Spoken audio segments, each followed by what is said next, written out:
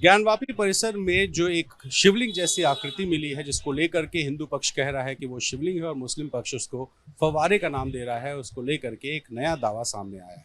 विश्वनाथ मंदिर के महंत राजेंद्र तिवारी जी मेरे साथ हैं। तिवारी साहब, ये जो फव्वारा या शिवलिंग मिला है, ये मामला कोर्ट में है, लेकिन कई तरह के दावे हैं। हिंदू कह रहे हैं शिवलिंग है, मुसलमान कह रहे हैं कि वो फव्वारा है। आप चूंकि महंत रहे हैं वहाँ पे, आपकी नज़र में वो क्या? देखिए, ऐसा है, ये मैंने पहले भी कहा है और आज भी कह रहे हैं, बार बार यही बात हम कहते हैं।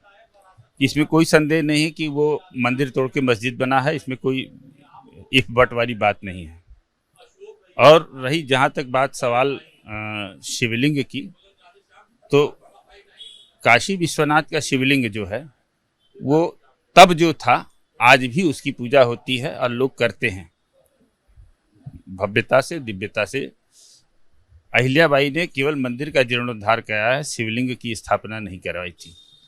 ज्ञानवापी परिसर में जो मंदिर था वो भी हम ही लोगों का मंदिर था, और दारा सिकों का लिखा हुआ पट्टा मेरे पास आज भी विद्यमान है और वो मैंने दिखाया भी है। और वो एक प्रमुख साक्ष्य के रूप में हमने लोगों को बताया भी है। लेकिन आज जिस तरीके का वितांडव खड़ा किया जा रहा है कि वो बाबा विश्वनाथ प्रकट हो गए, बाबा विश्वनाथ मिल गए, बाबा विश्वनाथ आ गए, इस तरीके का ये केवल नैरेटिव इस तरीके से गढ़ा जा रहा है कि लोगों का ध्यान डाइवर्ट करने के लिए। कोई व्यक्ति किसी भी खंबे को या किसी भी पत्थर के स्तंभ को शिवलिंग कैसे कह सकता है, जब तक कि उसकी प्रमाणिकता सिद्ध न हो जाए। ये शिवलिंग कहना ही शिव का अपमान है। आप ये मानते हैं फव्वारा है? ना, हम ये कुछ नहीं मानते, ये तो जांच का विषय है। और इनके जो सर्वे कमिश्नर आए थे, उन्होंने खुद कहा कि वो पत्थर का एक स्तंभ है जिसमें सीख डालने पर 63 सेंटीमीटर का सीख अंदर चला गया। ये उनका रिपोर्ट है। हमसे आप कहवा रहे हैं कि हम शिवलिंग को मान लें। हम कैसे मान लें? शिव कोई सामान्य खेल की चीज है क्या, या किसी व्यक्ति के इवेंट का वो है? जो व्यक्ति उनको अपना राजनीतिक इवेंट बनाना चाहते हैं, मैं उन लोगों को भी सतर्क कर रहा हूं, समझाने का प्रयास कर रहा हूं कि महादेव के साथ इस तरह से खिलवाड़ मत करिए। अच्छा सर, आप लोग तो बचपन से उस परिसर में जाते रहे होंगे, आप लोगों ने कभी वहां पे फव्वारा चलते हुए देखा क्या? देखिए, वो फुवारा तो हमने कभी नहीं चलते हुए नहीं देखा है, लेकिन वो स्तंभ पहले से देख रहे थे। वो बीच में एक टैंक है, जैसे फुवारा के टैंक के बीच में फुवारा होता है, उस तरीके से था। कभी ऐसी ज़रूरत नहीं पड़ी। हम लोग वहाँ जब छोटे छोटे रहे, बचपन में खेलने जाते रहे, तो मस्जिद में गेंदा वगैरह चला जाता रहा, बाल वगैरह लेने चले जाते रहे। मछली को वहाँ पर आटा का गोली बना के खिलाने के लिए भी चले जाते रहे। तो कभी ऐसा ना इस तरीके का वातावरण भी नहीं था कि वहाँ कोई हिंदू लड़का चला गया तो उसके साथ कोई ऐसा मिसबिहेव हो, या ऐसी कोई स्थिति नहीं रही। कोई वहाँ इतना फोर्स भी नहीं रहता, कोई जांच और सिक्योरिटी भी इतनी नहीं रहती थी। ये तो 91 के बाद सारी स्थितियाँ वहाँ पर ऐसी पैदा हो गई। तो सवाल इस बात का है कि जिस तरीके का नैरेटिव गढ़ा जा रहा है कि विश्वनाथ जी मिल गए, आप ये बताइए कि जो लोग इस चीज़ को गढ़ रहे हैं और जो लोग इसको प्रोपोगंडा बना रहे हैं, वो उस समय हिंदू नहीं थे क्या? जब काशी विश्वनाथ कॉरिडोर के निर्माण में 286 शिवलिंगों को हथौड़े मार के बुलडोजर से उठा के खोद के उखाड़ के फेंक दिया गया। 184 शिवलिंग आज भी लंका थाने में विद्यमान है, जिसकी शंकराचार्य के द्वारा पूजा करवाई जाती है। उनके 2 बटुक आते हैं, पूजा करवाते हैं। अच्छा सर, आपने कहा कि जो शिवलिंग अभी बाबा विश्वनाथ का असली शिवलिंग है, जिसकी अभी पूजा होती है, वही शिवलिंग पहले था। अहिल्याबाई होलकर ने सिर्फ जो मंदिर का जीर्णोद्धार कराया था। कि जिस समय औरंगजेब के लोगों ने वहां पर आके मंदिर को तोड़ा, तो केवल चूंकि मंदिर तो हम पूरा उठा के ले नहीं जा सकते थे, शिवलिंग की सुरक्षा हमारे पूर्वजों ने अपना दायित्व तो समझा और शिवलिंग केवल वहां से हटाकर, और जहां वर्तमान में शिवलिंग है वहाँ हम लोग का आवास था। देखिए, हम तो अज्ञानी हैं इस मामले में, लेकिन कई ऐसी किंवदंतियां हैं जिनमें कहा जाता है कि जब हमला हुआ तब शिवलिंग को लेकर के महंत जी कुएं में कूद गए थे और अहिल्याबाई होलकर जी वहाँ कम से कम 20 बार हो चुकी है। अगर शिवलिंग उसमें होता तो सामने आ जाता ना। 5-6 बार तो हम लोग के सामने हो चुकी है। पूरी सफाई नीचे से एकदम पूरा पंपिंग सेट लगा के कुएं की पूरी सफाई हो चुकी है। तो ये चीज कि कुएं में हम क्यों कूद जाएंगे? हम विश्वनाथ को लेके कुएं में क्यों कूदेंगे? एक मैंने जो कहानी सुनी है, देखिए मैं हकीकत नहीं बहुत जानता, सारी बनाई ये गई। कहा गया कि शिवलिंग को नुकसान ना हो इसलिए महंत जी कुएं में कूद गए और उसके बाद फिर दूसरा शिवलिंग अहिल्याबाई होलकर मैं अपने मतलब हमारे पूर्वजों ने ले जाके अपने घर में रखा, और घर में जब 40 बरस औरंगजेब तक किसी को, आम पब्लिक को सूचना नहीं थी, 40 बरस तक घर में जैसे पूजा वहाँ होता था उस तरीके से शिवलिंग की पूजा सेवा होती थी 4 प्रहर की। जब औरंगजेब का शासन समाप्त हुआ तब आम पब्लिक को सूचना दी गई कि शिवलिंग विश्वनाथ सुरक्षित है, मंदिर भले ही टूट गया है लेकिन विश्वनाथ सुरक्षित है।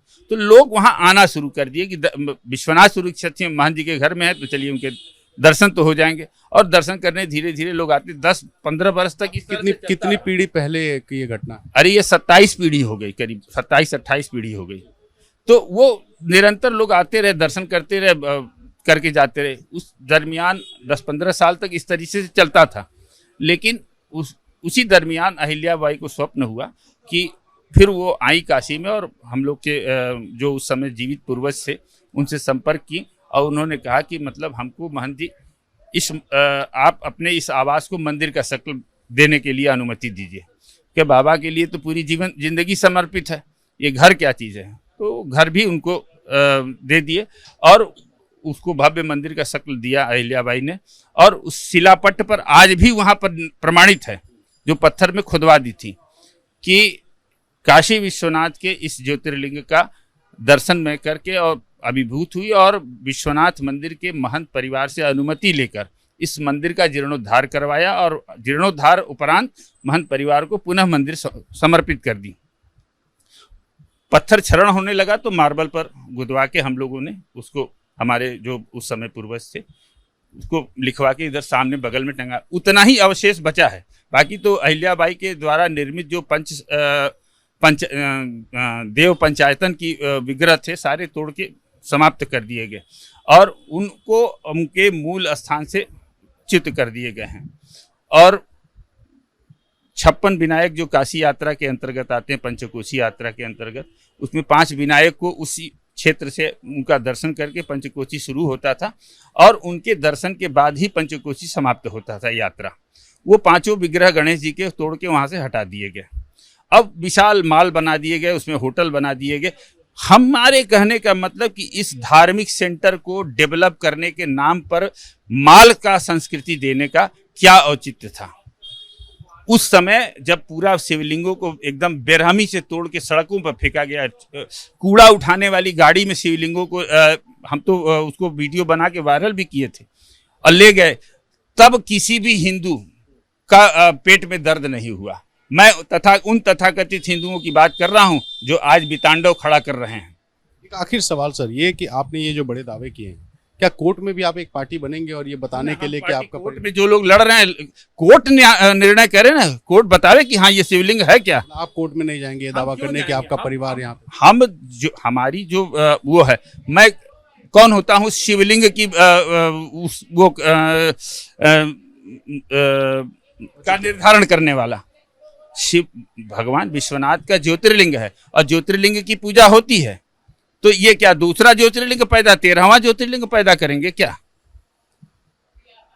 और ऐसे तो पूरे काशी में जहां खोदिएगा वहां शिवलिंग मिलेगा। ये पूरी काशी शिवमय थी। मतलब आपने ये दावा किया लेकिन आप कोर्ट नहीं जाएंगे? कि कोर्ट हम जाएंगे क्यों? कोई कारण ऐसा हो तो कोर्ट जाए।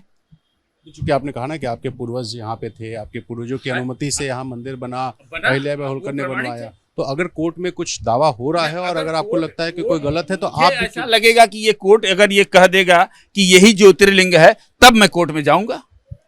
अगर कोर्ट उसको भगवान विश्वनाथ का निर्धारण करने के लिए न्यायपालिका अगर अब ये करती है तब मैं कोर्ट जाऊंगा। अगर ये तय हो गया कि वो जो फवारा या शिवलिंग है उसको अगर कोर्ट कह देता है शिवलिंग है तो आप जाएंगे पार्टी?